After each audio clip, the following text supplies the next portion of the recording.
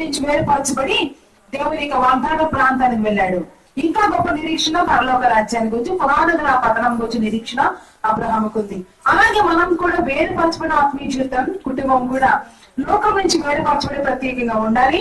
అంతేకాకుండా మనం కూడా పరలోక రాజ్యాన్ని గురించినటువంటి ఒక నిరీక్షణతో మనం ఉండాలి.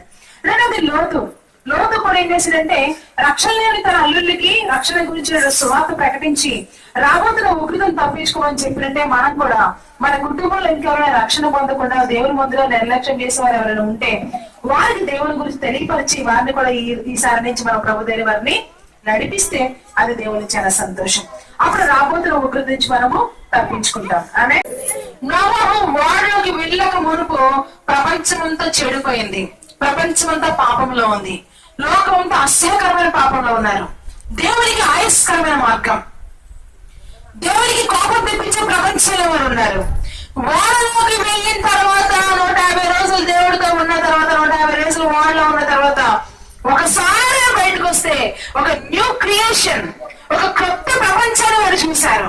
ఈ రాత్రి ప్రభు నీతో నాతో అంటున్నాడు, ఈ నూతనమైన సంవత్సరంలో కూడా నువ్వు ప్రభు దగ్గర ఆ వాడ అనే సిలువలోకి నువ్వు ప్రవేశించగలిగితే, ఆ వాడ యేసు ప్రభు శరీరానికి సాదృశ్యంగా ఉంది. క్రీస్తు సిలువలోకి మనం ప్రవేశించగలిగితే, క్రీస్తు రక్తంలోకైనా ఈ నూతనమైన సంవత్సరంలో ప్రవేశించగలిగితే, క్రీస్తు శరీరంలోకి నువ్వు ప్రవేశించగలిగితే, క్రీస్తు గాయాల్లోకి నువ్వు ప్రవేశించగలిగితే, ఆయన శరీరంలోని ఒక భాగంగా మార్చబడ్డానికి క్రీస్తులో మానవలసి పొంది పాప క్షమాపణ నిమిత్తము ప్రభు యేసు క్రీస్తు మనం బాప్తిసం పొందినట్లయితే అప్పుడు మనకి ఏమి ఇవ్వబడుతుందంటే, వారిలోకి ప్రవేశించిన వారి వల్ల మనం ఉంటాము కనుక ఒక రోజు ఒక కొత్త జీవితాన్ని, ఒక కొత్త ప్రపంచాన్ని మనం చూడబోతాం. ఆమేన్. వారిలోకి ప్రవేశించిన నోవహు ఏం చూడగలిగాడని మనం చూస్తే ఒక కొత్త జీవితాన్ని చూడగలిగాడు.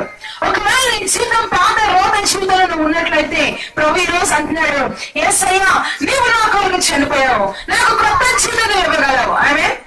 అలాగనే మనందరికీ కూడా ఒక కొత్త జీవితం నీ కుటుంబానికి దేవుడు ఇస్తాడు, నీ జీవితానికి ఒక కొత్త రూపం ప్రభునికి ఇస్తాడు.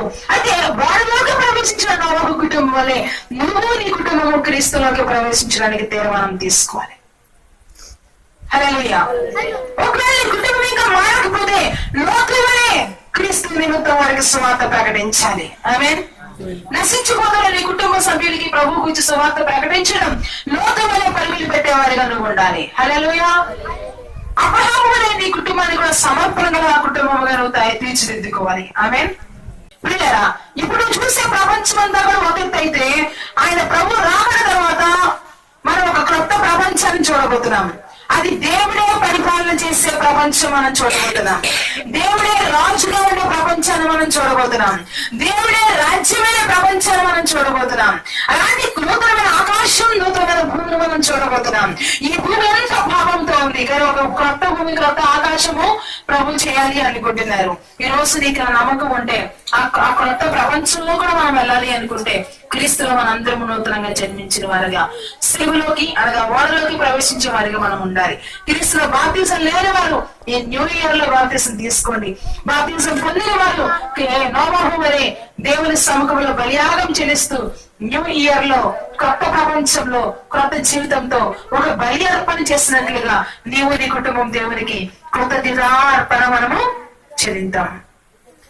యెహోవా వల్ల యెహోవా యందు భయభక్తులు గలవాడు ఇలాగునా ఆశీర్వదించబడును. కనుక ఈ ఆశీర్వాదాలన్నీ మనం పొందుకోవాలంటే అబ్రహాము వలె మనం సమర్పణ కలిగి వేరుపరచబడి జీవితాన్ని కలిగి ఉండాలి. లోతు వలె మనము మన కుటుంబస్తులకు స్వాగతం చేసేలా ఉండాలి. నోవహు వలె వారిలో ప్రవేశించేవారుగా, క్రీస్తులో ప్రవేశించేవారుగా మనం తీర్మానం తీసుకుంటే కొత్త జీవితంలో, కొత్త ప్రపంచంలోకి మనము ప్రవేశించగలుగుతాం. దేవుడి వాక్యం దీవించుగాక. ఆమేన్. ఆమేన్. హల్లెలూయా.